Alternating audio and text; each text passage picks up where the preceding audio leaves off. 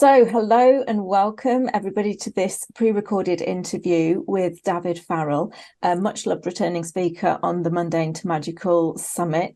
Unfortunately, he wasn't able to attend on season 10, but fingers crossed, all willing, he will be returning with us on season 11. But just as an extra, and in perfect timing as always, Davyd has a new immersion, as it were. He does immersions with plants.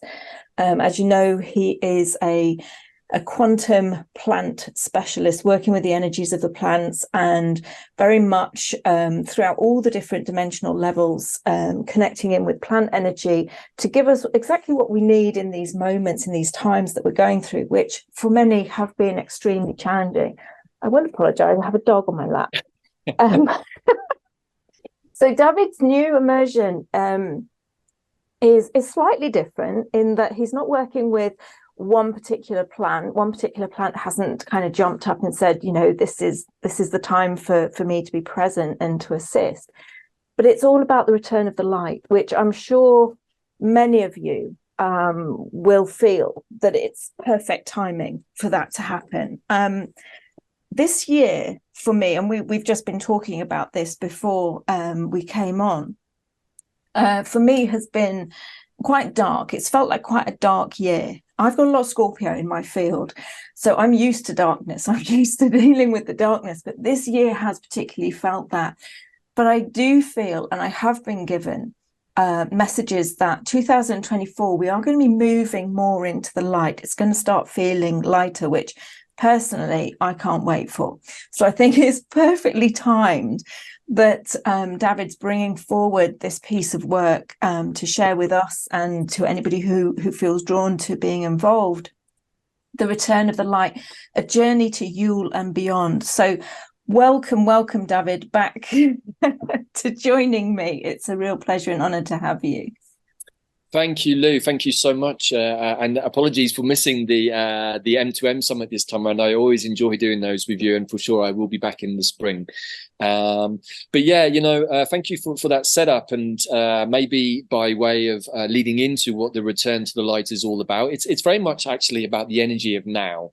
And you're right, Lou, most of the immersions that we've done on quantumplанthealing.com or QPH have been sort of focused on particular plants, dandelion or, the Artemisia family or the elder tree or the yew or nettle and a few others here and there. But increasingly, as the second half of 2023 rolled on, the journey started to evolve into a different space, the quest to the quantum heart, the journey to the rainbow bridge, the return of the goddess, and now the return to the light. And the reason for that is that myself and Bella have been evolving and developing what we're doing with the immersions to work with plant medicines, because plants are the bridge for the health and well-being. They're the plants to bridge us to multidimensional consciousness. But also we include a lot the astrology of the moment, and increasingly we've been working with what are known as Mayan wave spells, or 13-day cycles of Mayan time magic, which actually create these perfect containers. And my partner Bella is very steeped in the Mayan magic. She's a Mayan dream weaver and is very good at holding those containers. And each day in a Mayan wave spell, as anyone who's done the immersions before will understand, has a different energy. And every 13 days it repeats. But because of the 260-day count in the Mayan year, the beginning of each of those wave spells starts with a different glyph, of which there are 20 different ones. So there's a much better explanation that Bella's going to give during the immersion, but essentially these 13-day containers create these perfect sort of spaces for us to do these immersions. And this one really is about the potency of solstice and the 3 days of darkness that comes after that then heralds the return of the light, or the return of the sun, which of course the church nicely overlaid as the Son of God and Jesus and everything else. But the Christ consciousness, the balancing of the Mary and Jesus masculine and feminine energy, is a big part of the whole process. And as one of the talks for the immersion, I always do a piece with Mr. Pete Jackson Main, my co-host for Web of Weird, an all-round good guy that everybody loves. But of course, he always brings forth a lot of the herbal wisdom, which we then extract into a place of more quantum understanding. And the plants of Christmas time, particularly the mistletoe and the ivy, are very connected to Dionysus, the god of wine and fertility and debauchery, and Saturnalia of Roman times. And so I'll get into that a bit later on, because it's very much the energy of what this is all about. It's about potency, fertility, and planting seeds in the 3 days of darkness, which is really another analogy of saying the void or the womb space. And, and then when we get that spark of the sun, the solar energy coming back, which is also connected to the exchange of the trees, of the holly and the oak being the king of summer, he then brings that solar energy back, and we can use that energy to ignite our dreams in the void space. So that's a kind of a brief synopsis. But before we get to that, I want to kind of just review some of the things that we were talking about, Lou, because, we're very much engaged in the same kind of work. Our work can be a little heavy sometimes, a lot of extracting of dense materials from people's fields, and we both have a lot of Scorpio in our charts, and so we naturally seem to be drawn, as Scorpios are, to that kind of work, right? But it also affects us, and I just want to share a little bit about that, because I know that you've been affected somewhat by health issues. Me too. My health is generally good, but there's been lots of underlying things that just will not go away, and actually many of them have been with me for a long time. We also understand that with the effects of the offered medications of the last couple of years and the shedding effects, is that many of us are suffering the secondary effects of parasitic energies and heavy metal toxicity, graphene toxicity. And I've heard so many stories of people going to hospital with conditions that they just can't give a solution to. And so they're just given a load of medication. So we don't really know what's wrong with you. We're not even sure if this medication will work, but here you go, knock yourself out. And I've even had people having items of their body removed, even though the doctors were not really sure, well, is it really breast cancer? Is it something wrong with Hey, we're just going to get rid of it anyway. Wow. And I'm just like, wow, and then, even some of my own family members have been suffering with what they call long CV. And I'm like, but you were, even by one of my family members in missions, they were suffering with that before the pandemic kicked in. So I'm like, okay, so what is going on here? And I think that it's worth a review, because there may be many of your audience, as there are indeed many of our wider QPH tribe, who've been through similar things, not only physical ailments, right? Deeply psychological processes, deeply karmic soul journeys that have had to come to a conclusion. And I think that as we reach the end of 2023, whatever journey we've been on, I think has come to an end. We've gone through a resetting process during November. And I think myself included, many of us are like, okay, so we sort of survived whatever that was. Astrally, I'm still here, and I can see that from the astral space that things are mostly clear. However, in the 3D, it kind of looks pretty confusing. Good guys, bad guys, this country, that country, this person, good person, that person, bad person. Everyone's divided, everyone's pointing fingers. And meanwhile, shit just seems to be carrying on much the same. Yeah. Which for many of us who've been tracking this process, I would say has brought in a certain level of disillusionment. I've definitely had to battle that a few times when I thought, okay, this is the moment that we're all going to kick on, big revelations. Finally, the collective is going to wake up to what's really going on, only for more BS to be served up through the mainstream media. And so where do we put our attention, Lou? What would be the pertinent points of 2023 that you would like to review in this talks for everyone listening, to say, hey, maybe we're not the only ones going through this? Yeah, I think, obviously everybody's on their own individual journey. And for me personally, I have seen many cycles come back round. And really interestingly, just about a week or so ago, I actually had to reach out to my clan members from the shamanic side of things for me, because I actually thought I was going completely insane. That I'd completely lost it. And that for me is a core fear, because when I came in, I was aware who we all are. I was very connected. I was a channel. I would put my hands on people and take their pain away. And I was told that the white van with the yellow wheels would come and get me if I didn't stop. And so from my early memory, I have been absolutely petrified of being classed as insane or going mad, which shut my clairvoyance, my clairaudience. I would have nothing to do with seeing what wasn't there or hearing what nobody else heard. But of course, we can't shut ourselves down. We can't shut our truth down. We just do things to kind of cope and get through the 3D life, the vibrational life that we experience around ourselves. And so I shifted into claircognizance. And so I had a sense of knowing, and I was still doing the work, even though I was pretending to myself I'd locked it in a box and thrown away the key. But interesting for me, it had literally just the other week come back round. And I woke from some dream work where I was doing some shamanic work in dream time. And I woke up and I, honest to goodness, didn't know what was reality at all. Right. Interesting. And I think from the global perspective, I think that is a thread. What is reality? What is really going on? It's such a confusing picture, especially for anybody who is sensitive to energy, because you feel a certain thing and you're looking at something that is completely contradictory. And like you say, we think, oh yes, it's going to spark off, it's going to kick off, we're going to have the revelation that Spirit had told me that it was the year of revelation and things like this. And it's like, from an individual perspective, yeah, sure, but I've not seen it on the collective. And we think we're going to get those big moments and it just peters out into nothing. Right. Yeah. Thank you for sharing all of that, because I'm 100% in the same space as you. And having had the full moon eclipse on my birthday on the 28th of October, heralding what I anticipated as being a very potent, fiery, Mars-driven Scorpio season, I actually didn't experience that much at all. I found the energy to be quite muted, to be quite flat. It actually, in many times, felt quite repressed. And being so Scorpionic and being with a partner is also very Scorpionic. We both have Mars in Scorpio, and normally, even without the Scorpio season, that energy is pretty strong. I'm normally sort of turbocharged, and I wasn't feeling turbocharged at all. And I was like, is this because Saturn's moving into Pisces, and so it's sort of toning down the energy of Mars somewhat, which is not necessarily a bad thing, because Mars can be kind of a bit full on sometimes.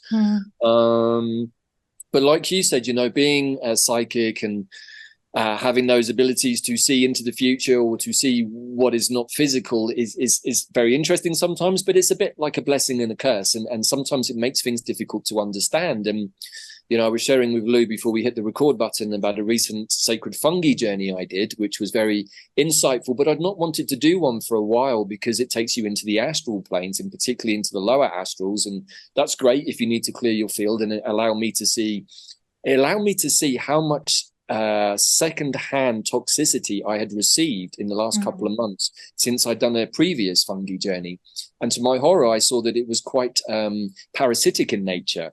And this is somebody who does a lot of wormwood journeys. I work with wormwood all the time. I work with the Artemises all the time. And I pretty much take wormwood tincture on and off most of the time, just to keep those things in check. But I hadn't had any of that medicine or done any of those journeys for a couple of months. And what I saw in my field was all of the side effects of receiving that. And I was like, well, maybe this is what's keeping the energy repressed. We know that there are frequencies that can be projected through heavy metals that allow us to feel depressed or down or anxious, or even cause actual physical symptoms, maybe around the heart, around the lungs, around the throat. I definitely, for sure, Lou, have experienced fogginess up here many times, third eye chakra, crown chakra. I also discovered, to my horror, something attached into my soul star chakra that had been avoiding my awareness for a long time. And it was actually sat in the soul star chakra, a tiny little device that would turn on and off. And when it turned on, would completely cut my connection to the divine. Wow. And so a lot of the last couple of months, unlike normal, where that connection is open for me, particularly with my plants, it wasn't. I would take my medicine and nothing. No connection, no explanations. And then occasionally I would be able to push through and get some answers, normally on a full moon when the energy for seeing is better. And what I consistently have seen is that the majority of the work on the planet is done. In the astral planes, it actually looks relatively clear. Apart from a little bit of personal toxicity, I decided to douse. How much of the collective field has been cleared? 85%. Is what my pendulum told me. And I'm like, well, okay, that makes sense. But then we have the situation that we see in the political space with the wars going on, and the one in the Middle East is particularly confusing. It doesn't matter whether you look at it from one side or the other, or you take an eagle's perch perspective, as I've tried to do, and say, hey, I have my personal opinions from the past that I would automatically have assumed this, and this, but that doesn't seem to be quite true here. What exactly is going on? And I think that it's almost impossible to know what's going on. And I think that the trick here is not to take sides, because then you get involved in a division, which, as we know, has been a big part of it. Get a jab, don't get a jab. Side with this country, don't side with this country. Believe in this religion, don't believe in that religion. All of it, either or, either or, either or. And we know that this is duality, right? And so the trick to either or is to go, well, both can be true at the same time. Let me just take the elevated eagle's perch perspective, right? Yeah. So disillusionment, I think, has been a big piece for many spiritual people, many YouTube truthers that I follow. I've definitely seen moments where my personal kind of frustration was also being matched by others. Like, okay, we're ready to go. Feels like the financial system, feels like this, feels like that, and then whoomp, nothing. Yeah. So I just want to share some of these frustrations. I know that you've been feeling them, and many other people too, because it's like, I think it's part of the collective piece. And it's like, well, if the astral planes are clear, mostly, and we've been doing our inner work, why are we still stuck? Is it because we don't have a collective shared vision? Maybe. Is it because we don't have an individual vision? You know, we're so used to being catered for, let's say, by the TV, by the pub, by the holiday, by the governments who want to look after us because they only have our best interests at heart, as we all know, you know, all of this stuff. And it's like, I feel like somehow 2023 has been incredibly rough.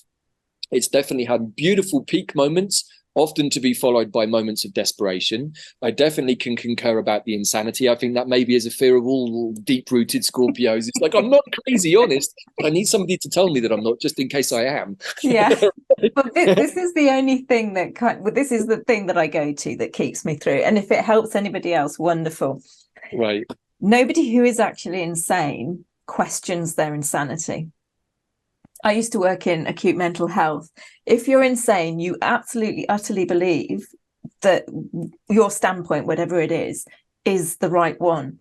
If you're able to actually be questioning, which feels 10 times worse, to be perfectly honest with you, if you're able to actually question, am I mad? Am I going mad? Then you're not. Just for the pure fact that you're in that state of in between, you know, one foot's in both camps. I remember it must have been about 4 or 5 years ago. I must have been going through a moment of some sort of severe self-doubt, and I remember calling all of my friends and saying, hey, I just need to ask, guys, like, do you think I've got Asperger's or something, or do I have some sort of mental issues? Because I'm not sure that I'm the same as everybody else, and I feel like you lot are all humouring me and just saying, don't worry, it's just Davyd, he's a bit weird. And I actually, my friends said, no, dude, you don't have Asperger's. You are absolutely crazy. We do agree with that, but you don't have Asperger's. So, you know, I think that, you know, as a couple of my friends said, hey, dude, by the very fact you're calling and asking me this tells me that you're okay, you're not going crazy. But, you know, I think it's worth sharing because, you know, we've been through it for a huge psyops piece, right, Lou? And for those of us who are psychic and empathic, it's been hard, you know, to see what is going on with our clients and try to explain to them, only to be met often with a lot of resistance. We know that there's maybe 15-20% of the population have been aware of most of what's been going on from the beginning. So we've been very much the minority trying to hold a space, hoping that we would get to this point where the revelations would come and people would say, oh my God, that's what's happened. Well, the revelations have already all happened and that hasn't kicked on. So I think it's left many of us, myself included, in recent months going, well, what the hell is this all about? And where do we go from here? What's next? I want to prepare for a new earth. I want to plan for it. But heck, if I'm in that new earth on my own, then, you know, like, hold on a second, where is everybody? Like, you know, so I think it's worth exploring all of these themes because I know that a lot of our tribe and maybe your clan too have been saying that they've been feeling isolated. It's difficult to connect with people. For sure, I found the same thing. Going back into the world or out into the world, you know, as a Scorpio, I observe many things, many people walking around like this all the time, plugged into a metaverse, people in service industries, in shops, restaurants, just not really there at all. You know, you ask them, can you go and check something in the shop? 20 minutes later, they come back and say, hey, did you find that? Oh, I completely forgot. Sorry, man. I'm like, you went out the back to look for something for me. 20 minutes later, you come back and you forgot that's what you went out for. And I've had that more than once. And it's just like, okay, that's just in a day-to-day sort of sim world version, but connecting with people again at the heart level has been quite difficult. And, I think that we do have a lot of issues moving forwards, Lou, as to how do we deal with the after effects. And maybe people like me and you have felt more succinctly, but for the majority of the population is not being experienced or seen. And for those of us in this position, how do we move forwards with our world? The bifurcation point, so to speak.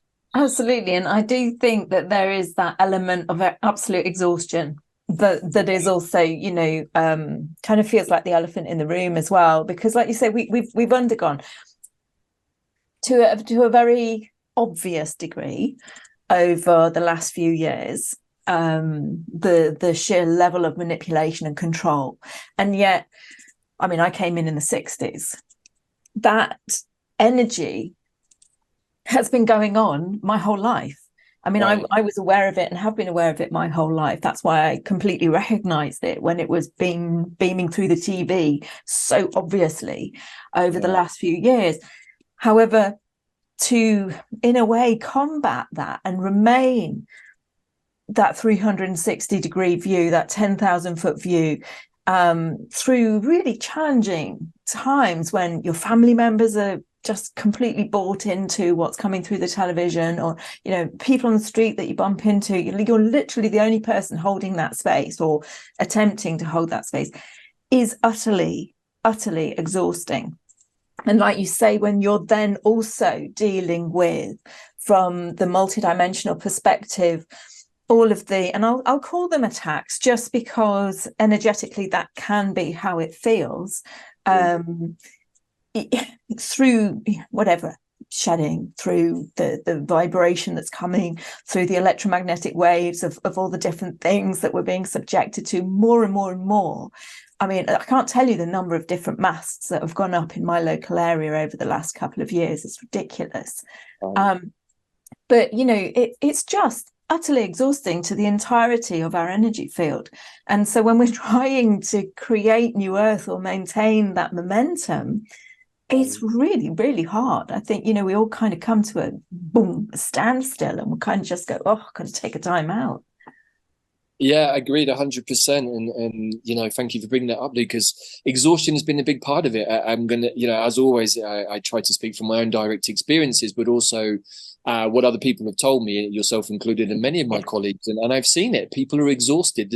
It's like a war fatigue. We've been basically in an all-out energetic assault. Whether you perceived it or not, it's probably just dependent on your DNA coding and psychic skills. But we have been assaulted since the beginning of 2020, and actually going back, we've been assaulted probably most of our lives. But it definitely ramped up with the beginning of what happened in 2020. And I don't like to necessarily these days put things into the realms of psychic attacks. I'm trying to use different language, but for sure, Lou, I've been assaulted pretty consistently almost every single day of the last 12 months, almost every single day. And I have the tools, I have the shamanic tools, I have the training to deal with that, shared it through the protocol so other people can, and moved mostly beyond the really degrading effects of that, i.e. nearly getting hospitalized a couple of times, nearly losing my marbles a couple of times, and come back to a much more grounded, centered space, which has been a result of the energies of the last couple of weeks, I would say. But also, I'm still having to clear myself every day. Every time I go into town, I come back and I sit and I meditate for 10 minutes. Like, how am I feeling? Well, I'm feeling a little anxious, a little rough. I check in with my pendulum, or I take some of my medicines. Oh, I've got some things in my field. I'm still being assaulted. So it's not like it's gone away, but for some reason it's not as intense as it was. And I think that's something that we're all very relieved about. But when we look around in the world around us, we can see that many people are still getting incredibly bent out of shape by the things that you've said, right? Whether it's things being dropped on us, things being projected at us. And, what I can say is that the effect of the 5G, the 5G, has been very, very strong. And, you said that you're often able to detect them before you see them. Me and Bella the same. We've driven all over central Mexico, all over the southern US, and we would often know about 20 seconds before coming past the mast, because we would start yawning or even burping sometimes, which tells me that I'm always releasing energy that's somehow coming into my field. And then oh my God, there must be, oh yeah, there it is. There's a tower over there. Yeah. What I can say is that stopped in the last 2 weeks. Oh, that's good. Now, I checked in my crew, and they said yes, due to the global efforts of many people like us who put out protocols because we know how to undo the effects of 5G, that the network is going down. Hence why I checked on, how much of it's cleared. And I noticed that when I was driving around it, I was going past the big masts and they weren't having the same effect on me. Whether this is Starlink, whether it's Mr. Musk, who knows? This is where things are super confusing, because on the one hand, I would totally concur. Lots of masts went up in Britain, came out of lockdown and saw all of the hills around me in Wales suddenly had masts on them, which didn't have masts before. Yeah. And, then we got all of the brainwashing that started, coupled with the Morgellons that we understand, the graphene spores that were in the face masks. We now understand that Morgellons is something that rewires the brain with these kind of part AI, part graphene beings, and they can receive signals that are being projected at us from, well, we're not sure what, but we know that they can come through the 5G frequencies. So, these are just a few of the threads, right, that we've talked about before and that some of our audience will know. But when you put all of this into a big pot or a big cauldron, let it bubble away for 2 or 3 years, I'm not surprised that some of us are tired or feeling a bit sick or a bit disillusioned, because we have literally been spiritually, mentally, and physically assaulted, consciously, I think, by other forces in the world. But we have to remember that we signed up for it, right? Because this is duality. And we can sit here and bitch and moan and grumble and all the other things that Scorpios like to do. But at the end of it, say, hey, but you know what? I agreed to this. So the question is, why did I agree to put myself through this? So I think that we can look at it as a series of initiations, maybe. Absolutely. Absolutely. And what I will say is, and I've undergone many initiations on my scorpionic path, right. which we're likened to do. When you come out of them and you are in that position where you're able to look back, you do recognize the position of strength that you are now stood in, and whether that's an inner strength, whether that's just a deeper level of understanding or inner standing of who you are, what you're capable of, what you're capable of undertaking, what you're capable of withstanding. We came here for a reason. There are no mistakes. There are no coincidences. There are no mistakes. There are varying paths that we can go down, and it's our choice in each moment that directs the experience. But it's coming into that place of, okay, I came here now, I came here for this time. And whatever position I'm in, whether I've done loads and loads of work and I feel like I'm in a position of strength, or whether this is part of my initiation to bring me into that position of strength, is perfect. So just getting into that, okay, well, where am I going moving forward? What is not the purpose? Because for me, I'm always shown that the purpose is the same for everyone, for us to come into authenticity, for us to come into wholeness. And to truly recognize who and what we are. But what's my mission? What's the day-to-day action direction? What am I here to do? What am I here to share? And how does that get to look? And that's the thing for me, that I feel we're moving more into a state of clarity. We're shifting out of the density. We're shifting out of the fogginess. We're shifting out of I haven't got the energy to even contemplate what I'm here to do or how.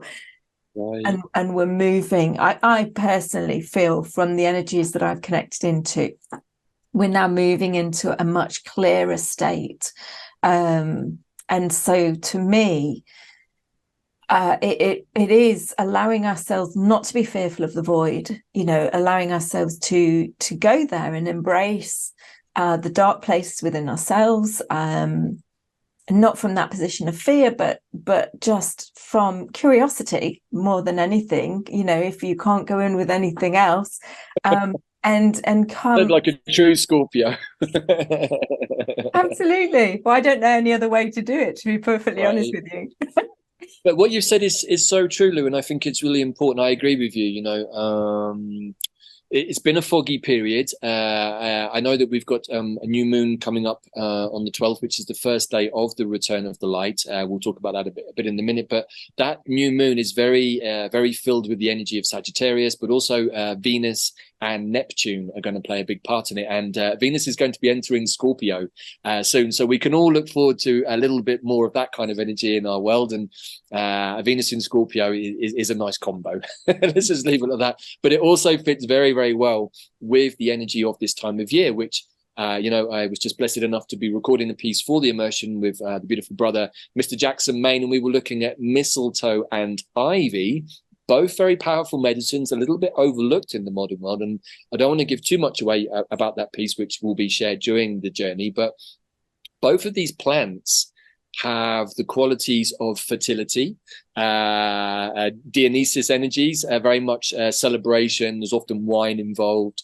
But what's really interesting is that both actually have the ability to fight cancer.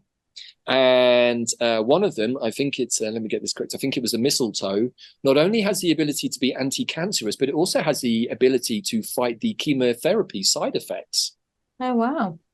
And the Druids venerated mistletoe, and it was cut with a golden sickle, I think around the solstice time at a specific moment. But the mistletoe was not allowed to touch the ground. It had to be venerated and kept above the ground. And so I think that what's also interesting is that both of these plants have anti-parasitic qualities, and we can think of cancer even as being a parasitic quality that comes in. And looping back to my sacred fungi journey the other night, what I saw from Wormwood, who started to do her process in my field, even though I hadn't taken any of it because of my connection, she was doing her work, was I started to see lots of tiny little weird bacterial parasitic beings like spirochetes, or things that might burrow into our system and remain dormant and hidden.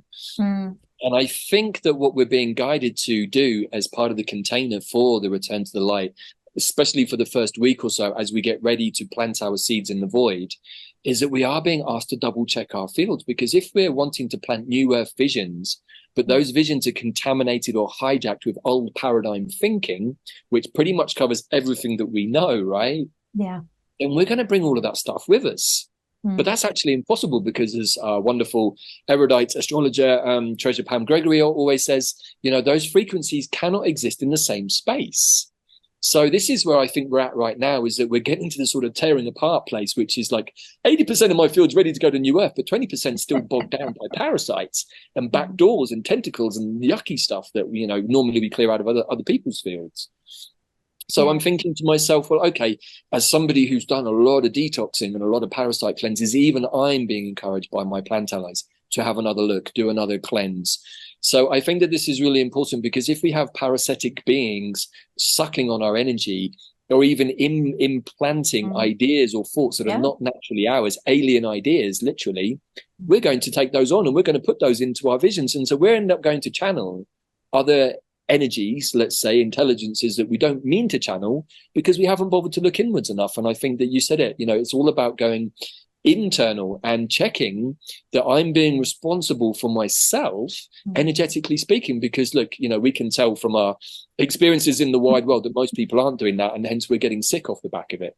I'm not pointing fingers. Those people don't know. That's not their, I do know, so it's up to me to deal with it. So the first part of this journey, Lou, really is about tuning into the energy of the new moon on the 12th in Sagittarius, very strong Neptunian creative energy. It's also the beginning of a Mayan wave spell, which is the Red Skywalker. The Skywalker glyph in the Mayan calendar carries the energy of the number 13, which is a goddess number. Yeah. It also happens to be mine. I'm not a red Skywalker, I'm a cosmic Skywalker.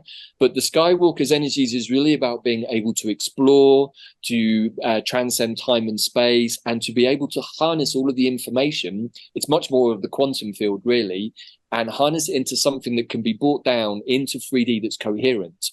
Because otherwise we can have lots of dreams and visions and ideas, and they just stay up there and we never do anything about them. We're like, oh, I dreamt about this. And like, okay, what action did you take to make that happen? Oh, nothing. It's still a dream. Oh, well, it's going to stay a dream, right? So, I think that what this time of year is encouraging us to do is do a cleanse, work with the plants of the year, the mistletoes, the ivies, the oaks, the hollies, maybe even work with a wormwood to cleanse the field, and make sure that we're going into the solstice and the 3 to 4 days afterwards. And as Pete himself said, if you do anything else this Christmas, give yourself those 3 to 4 days, the days of darkness, the void space, before you celebrate the return of the light, to be with yourself. Do your Christmas shopping before the 21st of December. Get yourself organized so that you're not in the mad mass of shedding shenanigans that's going on in your local department store where everyone's crazy. And of course, you know, at Christmas time, everyone gets stressed. Everyone's dealing with family. These are high tension moments. And when we have high tension moments, we're in an emotionally disturbed space. When we're in an emotionally disturbed space, it's much easier for stuff to go, oh my God, there's dinner, right into our fields. And I know that whenever I go out into public, into busy spaces, and I've got some emotional disturbances going on, something that's bothered me or triggered me prior, that's when I get slimed the most. So I've learned that I really have to go out, ground myself, center, activate my toroidal field, make sure that I'm in a good mental state, and then I can navigate. Now, it's not that everywhere is toxic, not that everybody is shedding, but as an overall rule of thumb, and I'm sure you can concur with this, it is that it is quite a toxic world. And New Earth is not meant to be toxic. So it tells me that we still have a lot of collective purging to happen. So by doing this ourselves, we're taking on saying, hey, I'm a responsible, awake, multidimensional human being who knows that my physical well-being is being affected by my spiritual, energetic, emotional well-being, right? Absolutely. I mean, you know, the basis of any person, any light worker's work is healer, heal thyself, and the responsibility is with ourselves. And it's then being that energetic role model that when somebody encounters our field, we're resonating at a completely different frequency, set of vibrations, that they go, okay. Now, they may not do anything with that, but it may just trigger them on their own path, their own journey, because ultimately, regardless of whether people are presenting as divine, we're all divine. We're all spiritual beings having a human experience. And so it is for us to take responsibilities where others currently can't, because they're just not awake to who they are. And that's where there's no judgment. I have absolutely zero judgment on how people are displaying or presenting themselves and experiencing life, because, you know, we are all spiritual toddlers until we start taking this path and we start coming into maturity. And that maturity comes, you know, hand in hand with that self-responsibility, so that we can be our authentic selves. And that means, from a multidimensional perspective, we can be the full bandwidth of our vibrational frequential spectrum, rather than just playing in the lower fragment that from an empathic perspective you quite often feel when you go out into the world. So yeah, I mean, one of the things that's coming up is, you know, we quite often, anybody who owns an animal takes their animal to get wormed numerous times a year, and yet we don't consider the need for ourselves to do a similar detox. You know, it's second nature with animals. We in effect treat animals better than we're treating ourselves. Food for thought, right? I mean, you know, and as we both know that whatever manifests in the body, whether it's parasites, worms, even cancer, all of these things, it doesn't start off that way. It starts off as a frequency of energy that somehow doesn't get addressed in the right moment. And then by the 3D manifestation process comes into the body to make us aware. It's like, hey, I tried to make you aware in the energetic space. You didn't want to know. You weren't able to. Now I'm in the body and you need to take note of what's going on. And of course, you know, what I've come to realize is, and you probably understand this too, is that we've been set up really from the moment we're born and impregnated with lots of programs, circuit breakers, devices, implants, mostly of a 4D extraterrestrial nature. And then what happens is that we have beings come into our field, maybe from family members as a kid, and that triggers something that creates a trauma. Then we have a program put in that keeps the trauma in the place. Right. And so these traumas and programs have been running since we're probably 3-4 years old. When the original trauma happened, it normally is coming through another human being, but is being triggered by another non-physical being. And so once you understand this kind of dynamic, you realize you never had a chance. So then you're like, why on earth did I agree to this? And then the realization comes that you agreed to do this so that you'd understand this, so that you can get back to exactly what Lou just said, which is the realization in a 3D suit of your authentic self. Because, you know, I would, you know, for years I thought that this was it. This is it. This is Davyd. This is everything that Davyd has to offer, and whatever weird shit's going on inside of his head. I now realize the weird shit going on inside of my head is about 99% of who Davyd really is, right? And this bit is just one avatar projecting into this reality. Meanwhile, there's probably, I don't know how many other versions of me my higher self has created, but there's quite a few operating on simultaneous timelines that look a bit like the past, but are actually all happening concurrently because they are directly affecting me in this timeline, which is occasionally where the insanity and the madness kicks in. Because you're like, oh my God, like what the hell is going on for me now? I thought I was feeling okay, and now I'm really not feeling okay at all, and I have no idea why that's just happened. Right? So if you've experienced that, anybody, you're not alone. Don't worry. It can happen. Perfectly normal. It's perfectly normal, particularly if you're Scorpio. But, you know, I just want to add to what you're saying, Lou, because I think it's really important. And what this journey is about, the way that we've constructed it, is working very much with the energy of the new moon. The journey's 13 days. And so the full moon on the 26th is just a couple of days after.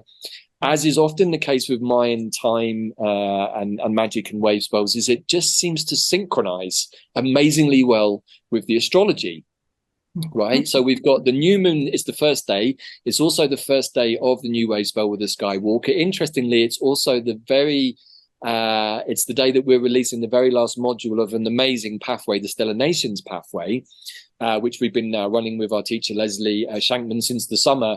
And that's looking at basically the blueprint behind the blueprint, which is our authentic selves. So we can use our natal birth chart and we can plot out basically fixed star constellations according to these 13 different Stellar Nations families that include angels, dragons, great felines, male and female serpents, Christ consciousness. And so what the Stellar Nations families kind of have archetypal names, but they do actually relate to fixed stars and constellations. But what's really interesting is now coming to the final part of this, which is the 15th Stellar Nation, which is the culmination of all of the DNA codes. Basically, what we've been looking at is our DNA from our cosmic ancestors, including our ancestors who are the cosmic humans. So here's a really interesting piece. You know, we long have this wound that we got switched off and that we got discombobulated. Our DNA got turned off. Turns out that that's not the full story. Now, I don't want to give too much away, but the full story is that as humans, we were created by the divine great spirit as the perfect amalgamation of all of the codes of the other beings, the angels, the dragons, the Pegasus, the unicorns, the serpents. But at some point, the cosmic human decided it didn't want the rest of those codes in it. And so it rejected the codes. So then the serpents come along. The serpents, the male and the female, are a lot to do with Tantra magic, but they're really the representations of the Anunnaki, the Nibiruns, the serpent beings, Enki and Enlil. So what comes along? Enki and his wife, the geneticist. It's okay, you don't want us to be involved in your codes, we're going to cut you out. And they cut us. So we actually got what we asked for. And so then we have to go through the veil of forgetfulness, and we switched off the other 10 codes of ourselves that are connected to our ancestors because we didn't want them. And we're now remembering that they're actually a fundamental part of us, and we're calling them back in. So the Holy Spirit, and I wish to God that somebody had explained this to me when I was a kid, when I was bored to tears at church. The Holy Spirit is another name for the quantum field, the collective field of all that is. And as cosmic humans, we were already super connected to that, but we disconnected ourselves, right? So we really have nothing to blame anybody for other than ourselves. It's like, hey, I did all of this to me. We did it all to ourselves. Why? Well, that's where the job gets really interesting, and we come back to eagle's perch and duality versus non-duality and showing up in our authentic selves. But because we're combining the release of the Return of the Light with this release of the final module, we're going to be calling all of that collective energy of the Holy Spirit into the container space. And actually, we have Leslie, our wonderful teacher. She's just done a deep dive on the cosmic history codes of the solstice through the solstice chart. So if you haven't seen it already, everybody, please do check out that episode on the QPW and QPH YouTube channels. Put the link in the bottom. But it really, what's interesting is that we can read the solstice through the astrology. And I've got my own copy here of winter solstice, with a few interesting additions, which maybe I'll share in a minute. But behind that are the fixed stars, and we can read the energy of the solstice from a more cosmic perspective. And lo and behold, it fits perfectly with everything else to do with the solstice. So do check out that show. It's super interesting. But Leslie will be doing a talk during the immersion about particularly Ceres and Black Moon Lilith. and which of the cosmic codes are getting affected through those two, because it's all to do with the balancing of the female energies. So don't want to give too much away, but she's going to be sharing more about that. But also on the lineup for the journey, we're going to be looking at alternative views of Christmas and Yule. We have the wonderful author and druid Ellen Everett Hopman, who some of you may have known. She's written lots of books on druidry, and she's going to be talking about the sacred rites and plants of Yule and Christmas time. Of course, myself and Pete doing our usual plant piece, but we're going to be also looking at the nature of intention. Our friend and teacher, the geomancer, Dr. Patrick McManaway, who we've just been running a course with on QPW about geomancy. His whole mantra is bless everything. He's very much about the keys to grace, and we're going to be looking at how to harness the energies of this time of the year.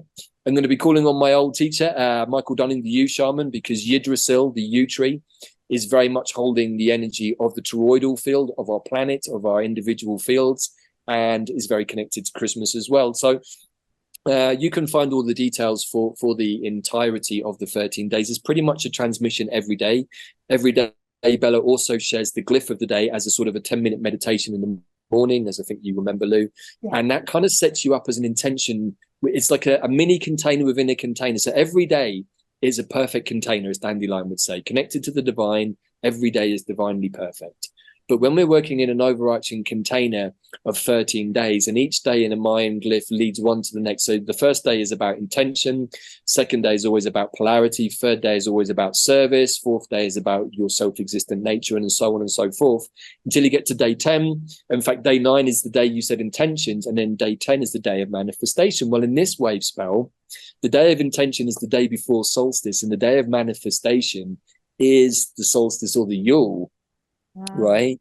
So we then go into that space, and the day of day 11 and any wave spell is always a day of liberation. So the nature of the 13 days always goes the same way.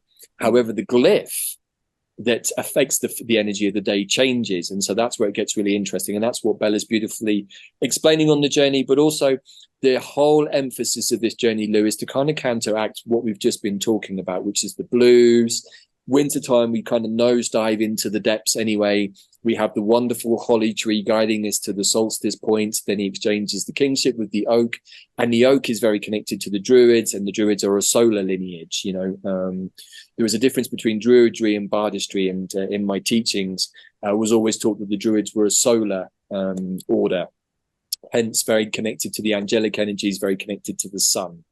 Bardistry, however, is a much older kind of energy form that I think comes more from Lemuria and from the yin world. It's very much about holding space and containers and stories and analogies, whereas the druid, the sun, is very direct, very yang, very masculine, very external. So we've got this beautiful womb space, right, from the Yule, which is about the emptiness, the void, and creativity. And then we know that we've got these 3 days, including a day of manifestation and liberation, in which to plant our seeds, so that when the sun returns on the 24th, which is the day of transcendence in this wave spell, we're calling in that spark to give fire to our beautiful prayers and dreams. And so the whole of this wave spell is really about getting the creativity, the inspiration, getting clear in our physical bodies, in our energy fields, clearing out the junk and gunk from the year of 2023, which I would suggest for many people has been a challenging one. I don't know too many people who can sit back and say 2023 was the best year ever. I haven't met anyone who said that yet. Maybe for somebody, maybe for Mr. Gates, I don't know, he's probably doing quite well off the back of the last few years, if indeed he's still walking the earth, and that's a conversation for another time. But, you know, I think that what you said is true, Lou. This whole journey is about turning up in our authentic selves. But most of us have no idea what that looks like, which is why we need to clean, to stop the voices, to stop the programs, to stop the inputs, the psyops, the propaganda, the media, all of that, which convinces us of things that are not really us, right? And, absolutely. Yeah. You know, if we can't be ourselves, then what are we doing? Absolutely. I'm just being shown a marionette, you know, like Puppet Master. Now, we've seen over the last few years, those who had eyes to see, and again, no judgment, we've seen the obvious puppet masters, the obvious strings and play, and everything's a mirror, external, internal. And so everything has been divinely orchestrated to enable us to take these steps on the internal journey, which is basically what it's all about, to come into that authentic state, to come into our authenticity. We get to see the puppet strings that are playing us and moving us in the outer world, so that we can then connect with the invisible puppet strings that are, you know, interfering, influencing us within the inner world. And again, you know, they can look a multitude of different ways. They can be from the physical perspective, you know, the parasites and the fungi and the bacteria and things that are creating disturbances and distortion within our energetic physical field. But then we've also got the soul contracts, the, you know, all of that kind of stuff, you know, all of the extraction work from a shamanic perspective, everything that isn't us, that we get to kind of clear out, to then find, actually, after all that clearing, that bit that is us, and then allowing that to expand and grow. And that's how I see this journey kind of progressing, in that the light returning is also that internal process. We have to clear out the space, we have to clear out the structure to find the spark of light, to then allow the light to expand and return in its wholeness. And once we're full of our own light, not much else can fit in unless we allow it. And that becomes the progressive journey onwards. Beautiful. I think that's it, Lou. I think you've really beautifully summed up there the whole process that we're in generally, but also why we've been guided to put on this journey at this time, to give ourselves the container to focus on that. And that's why I love these Mayan wave spells, is that, you know, whenever we do these, this is, you know, as much for ourselves at a personal level as it is for the collective and everyone taking part. Because, you know, what I've seen over the course of this year from our tribe is that when we were in container spaces together, we were all operating as a whole. And then often what would happen is when the immersion of the containers dropped out and we stopped doing them because they'd run their course, there'd be like a month or two in between. And it would often feel that many of us would get a little bit lost. It's like, okay, without the containers, I'm not sure what I'm doing.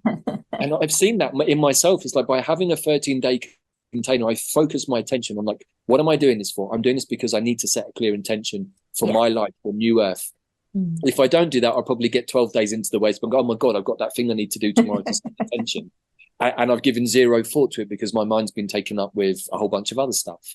And so that's why I love living in this kind of new way with the Mayan calendar, because every day is important, every day is divine, every day has some significance. And it doesn't mean you have to live like fully like in Scorpio style in intensity in every second of every day, because that would be a little much. But we can show up in our authenticity and show up for ourselves in any moment of any day. And that's why I love Dandelion, because he's always reminding us that. Just keep showing up for yourself, dude. It's always perfect. And the more you show up and the more awareness you have, the more you will see how perfect and magical and divine it actually is. But you need to step away from your own bullshit about yourself and what you think about the BS of the rest of the world, and look at it all objectively. And you'll see that there is always light working through any situation. The light is always working through the dark. Sometimes it doesn't need to. But as my angelic brethren say, hey, you know, we don't always like the work that the dark does, but sometimes it does our dirty work for us. And I'm like, that's true, right? The light is the only thing that casts a shadow. So light and dark, yin and yang, I think the more that we always come back to that place of understanding that light and dark are just two bedfellows. We're not saying that dark equates evil, because no, it's out of the darkness that life is born. It's out of the womb space that life comes forth, and light comes out of the darkness, right, Lou? Oh, absolutely. And darkness is the primary spirit. You know, I mean, you know, creation comes from darkness. And, you know, I mean, they're saying like they're saying the first word was let there be light. Well, if you have to say let there be light, there had to be darkness first. Right. So we shouldn't fear the dark. And, you know, I think that as an overriding motif, I just want to share an idea, which is divine will versus free will. Okay. And as a rudimentary layperson's explanation of that, divine will is basically what our higher self has agreed to do contractually with Great Spirit. That is what we are DNA coded with. Could be an angelic mission, could be a Pegasus messenger mission, could be a unicorn creativity mission, you know, could be an arthropod technology mission, whatever, or it could be a variation of all of those. That's what makes each and every one of us unique. Divine will versus free will. So free will, on the other hand, is what Lucifer rebelled about at God's suggestion, by the way, in the heavens, in the angelic realms. And so he fell, and he brought a bunch of us with us. Some of us have been working through that fall until very recently. But the difference is divine will is what we set ourselves up to do, and free will is what we came into this space to allow us not to do divine will. But we can use free will to decide that we want to stick to our divine will purposes. Yes. Right?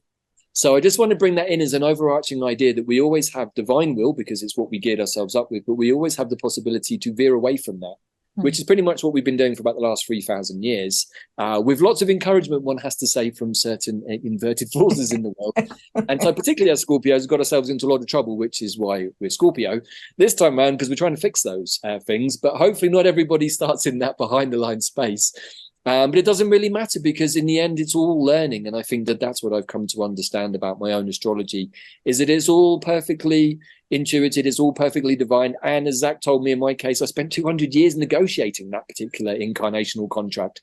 So, I knew what I was coming back into. I knew that it was going to be a shit show, and I knew that I needed to make sure that I negotiated damn hard. But I am assuming that we all do that for ourselves, or I'd hope so, right? Because at a higher level, why would we not do that? And I think that that's something I want to share. Whenever I've had bad moments over the course of 2023, Lou, I come back to this central belief of mine, is that my higher self is not here to screw me over.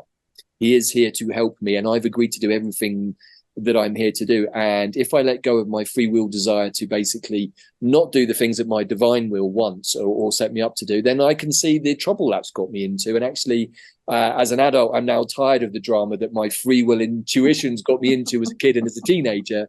I'm like, I don't need the drama that comes with that free will. I just want to be me, and I want to do the things that I'm here to do. But that's, I think, more of the yin, her story, the yang, his story that we've gone through. Is we've had to experience both. We've had to experience what it's like to be bound by divine will, and then given the free will to go away from it, and to see what that actually means, karmically speaking, to go, oh shit, I think I want to come back to my divine, authentic self. Absolutely. And again, it's the summation of the fact that we exist in the 3D, lower 4D, in this polarized reality, in duality. And so we've got, the good, the bad, the light, the dark, in that very kind of comparison way. And that, because I came in and said, why on earth have I gone through this journey of coming in knowing all of this stuff, to lock it in a box, throw the key away, to spend the rest of the 50 years unlocking the damn box. Right? It's been a lifelong meditation for me too. It's just like, okay, so I agreed to come in, and what I now understand about my childhood is it was always going to be a certain way. I was literally compromised from the moment that my head popped out into the light for lots of reasons that have taken me 40 something years to work out. So why on earth did I agree to do all of this? And that's when I had a conversation with Zach, the Ascended Master. He's like, well, dude, yes. If you look back across the other timelines, you'll see why you agreed to do this, but I'm also going to let you know it took you 200 years to decide to come back. And so what I understood was that this, astro chart was a very, very carefully chosen moment on the planet for me to incarnate through, a certain blood lineage, we can say. And what it's done is it actually, when I had that realization of like, oh my God, I needed to come in with very, very precise astrology, which I do have to do a bunch of things because it's exactly what I have to do. And maybe some of you out there have that, maybe some of you don't, but it's like when you have big karmic situations you have to resolve, you need to make damn sure that you've got the coordinates right. And so in my case, that's what I had to do.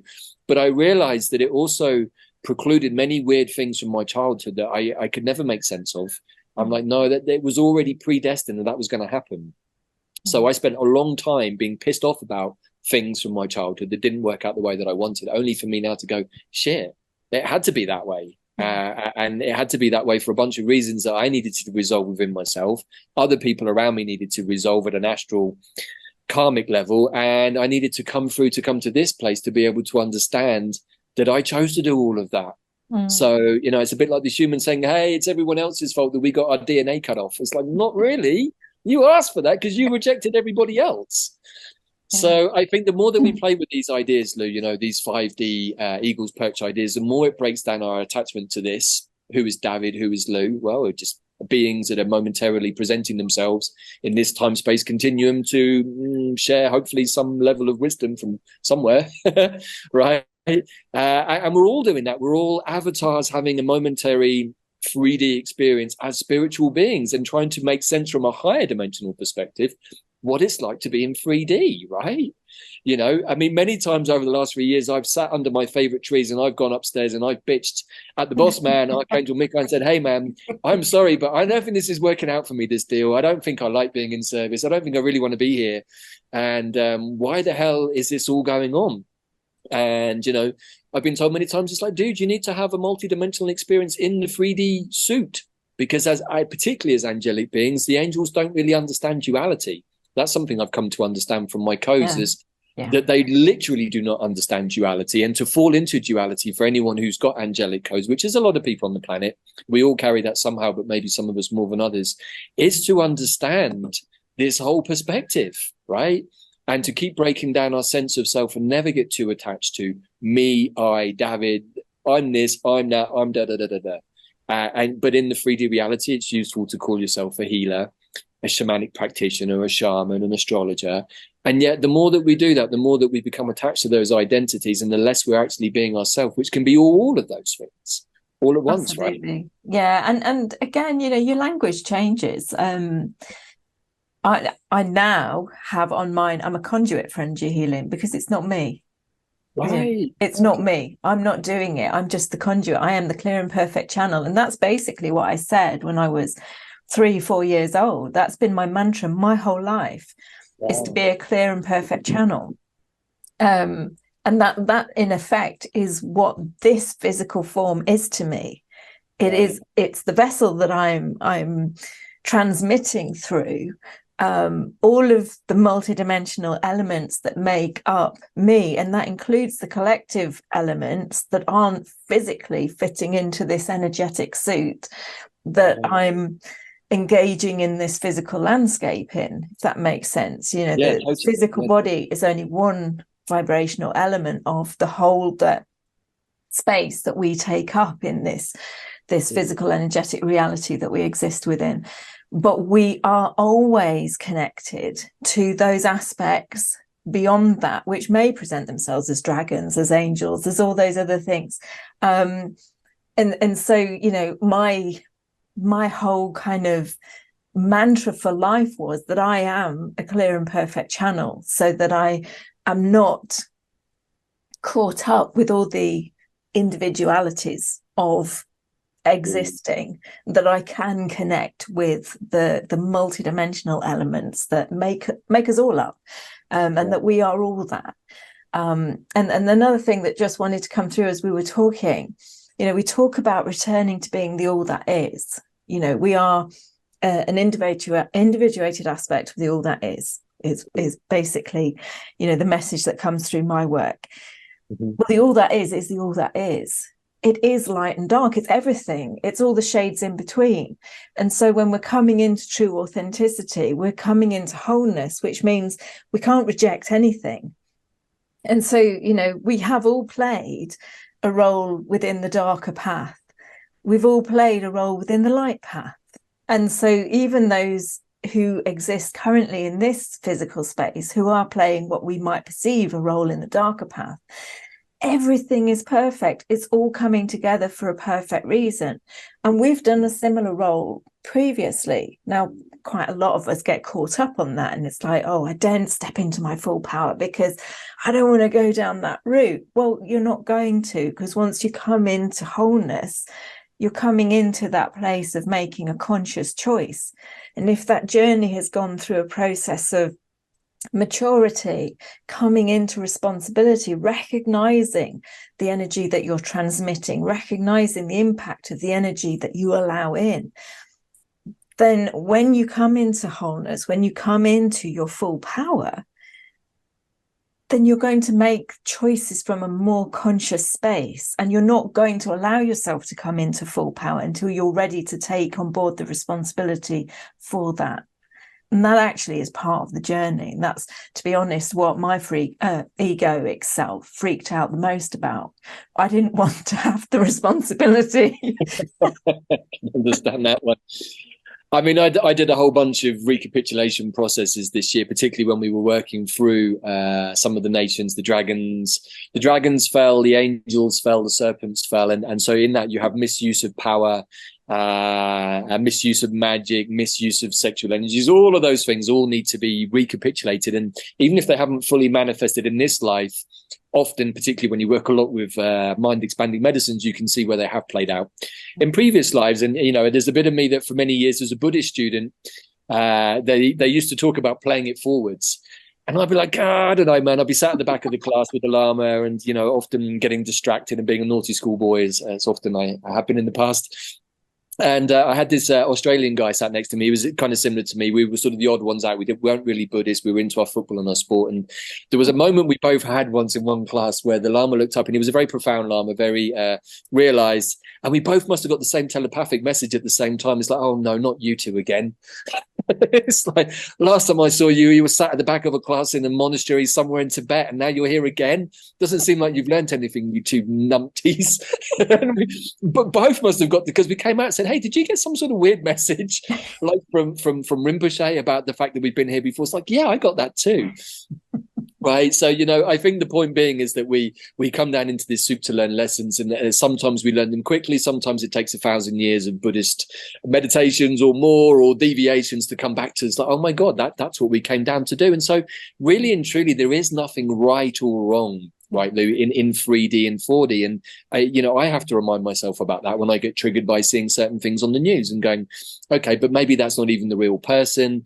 How much of this is true? We've got very strong Neptunian energy coming up with this new moon that starts this wave spell. And so the energy of illusion and trying to, when you're trying to look at something underwater, you can never see it with total clarity because of the slight movement.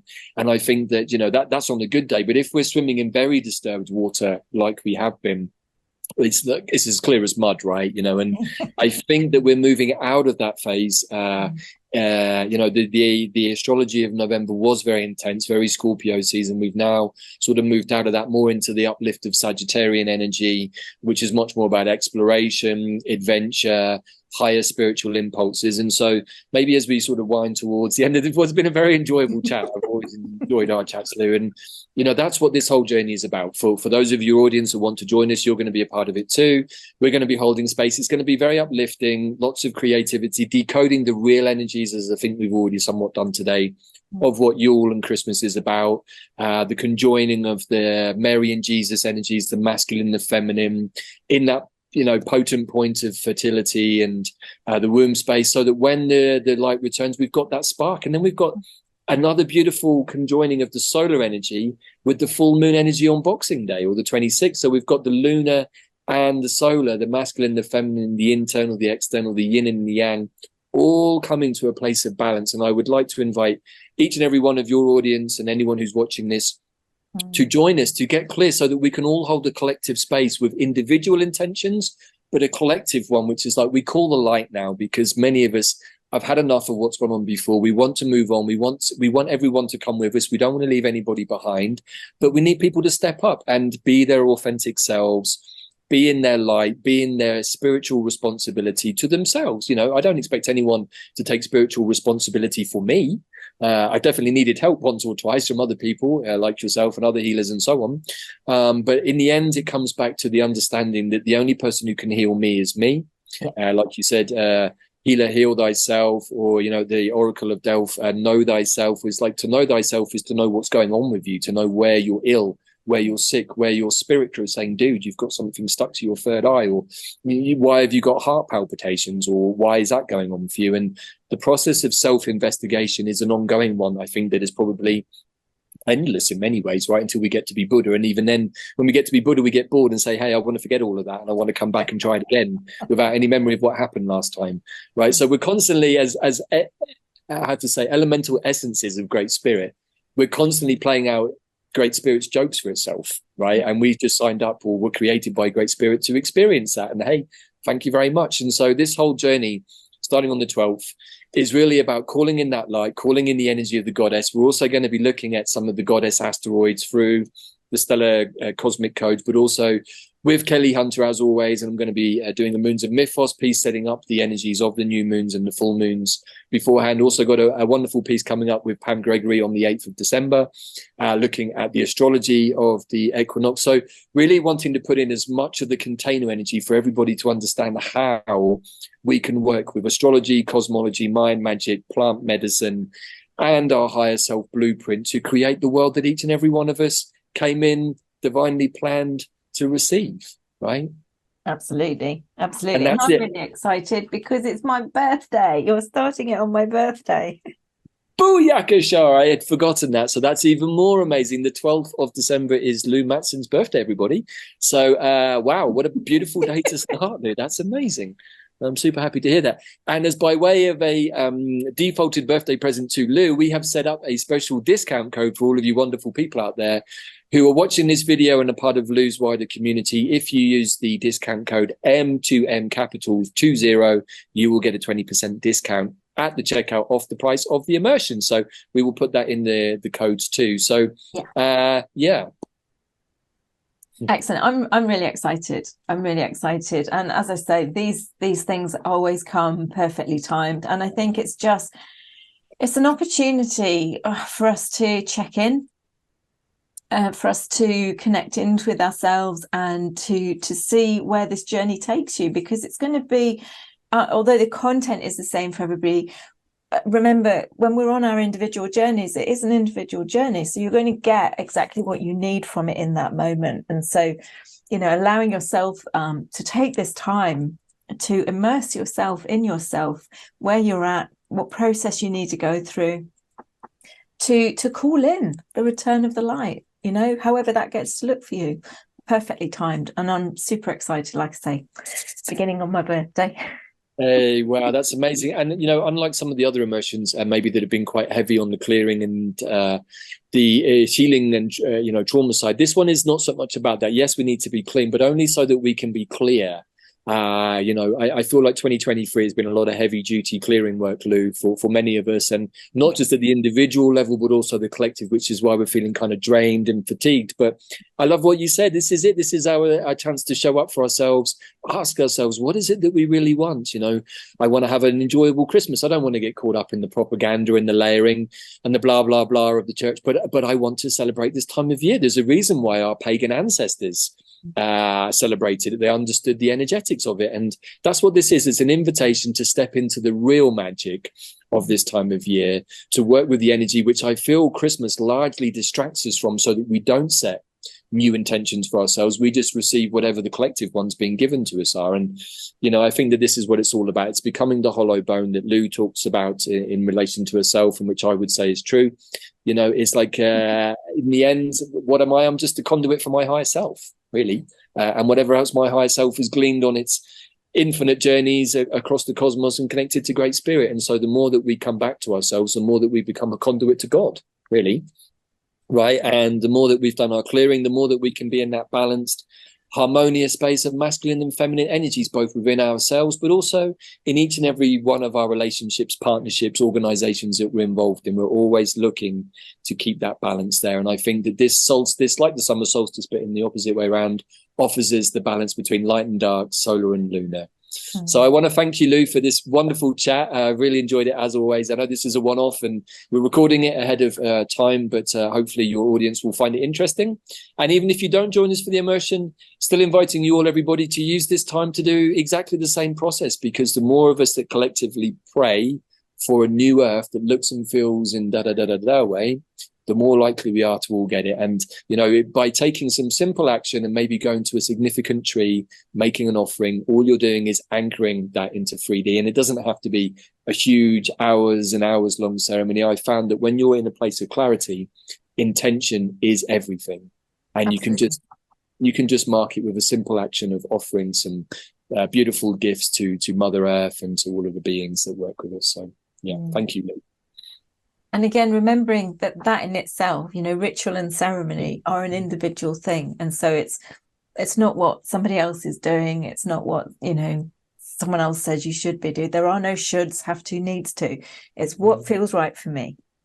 Exactly. And it can be the most simplest thing. But yeah, like you say, thank you so much for the discount offer. That's a really beautiful gift to our community, our audience. But even if you don't feel at this time that you can commit to that, just take this time. You know that this time, this container is being held in a space, all time is now. So just engage in it in however feels right for you, because in all honesty, that's what's important, that we step up and we do the work, however that gets to look for us, because it is an internal journey, but the impact is collective. Right, and as a final thought, I just want to add something. You know, the plant that has stepped forwards as the totem for this journey, Lou, is the plant mullein, which has the beautiful second year rod, the vertical rod of its yellow flowers, and is very connected to the sword of Excalibur and Archangel Michael's sword of light. So it's a kind of the sword of light that can pierce the darkness and help give the fire energy to the dreams. And, you know, one of our tribe members had a beautiful journey that he shared. And he said that he, in his vision on this, I think it was a fungi journey also, he saw the Excalibur sword in the rock. And he tried to pull it and it wouldn't come out. And he understood that actually to pull Excalibur out of the rock is to be in your true authentic self, making a prayer or an intention that is absolutely in alignment with your destiny. And if it's not, the sword won't come out. Wow. And he said that what was interesting was that he made that prayer on the journey, but the sword wouldn't come. And then he was forced to look back into the prayer and saw that there were some incoherencies in it that his crew were pointing out to him. So he then recalibrated what that particular intention was, and then had another attempt and it came out.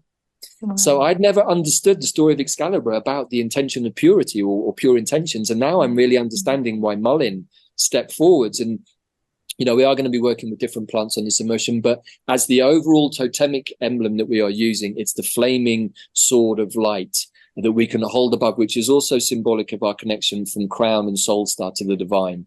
So as an overall theme, everybody, this is about connecting to our divine selves, being a conduit for our divine selves to manifest into 3D, so that the divine blueprint that we set up for ourselves can now come down and manifest. And each and every one of us did that on the planet.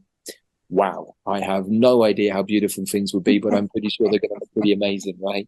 So final thought for the day, Lou, thank you so much for this opportunity to talk to you, and looking forward to sharing your birthday space on the immersion. Me too. Thank you so much, Davyd. Again, always absolute pleasure and honor to have you on the show. So thank you from my heart to yours. And I look forward to joining you again on the immersion on the 12th, and joining however many people are drawn to connect in from my community, but also from yours as well.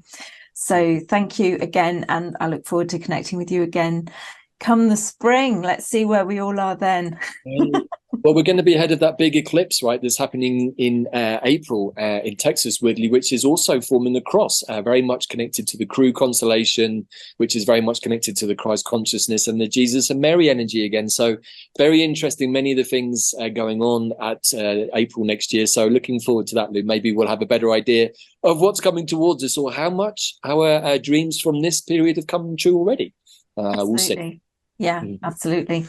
All right, everybody. So I'm going to sign off there. I look forward to sharing space with you all again in the near future. Much love, everyone. Take care. Bye. Ciao, everybody. Big hugs and blessings. Bye.